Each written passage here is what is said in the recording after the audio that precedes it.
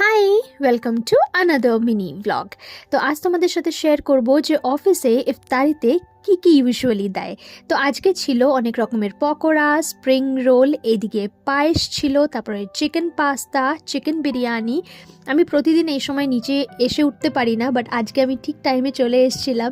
সাথে ছিল পিটা ব্রেড, এদিকে ওয়াটারমেলন স্যালাড, ওইদিকে রুয়াবজা, এদিকে দই, আর সিম্পল সাদা ভাত, আলু ফুলকপির তরকারি, ডাল, আরেকটা ছিল হচ্ছে তোমার ব্রেডের যে একটা মিষ্টি হয় না, সেই মিষ্টিটা। এবার চলো দেখি আমার প্লেটে কি আছে।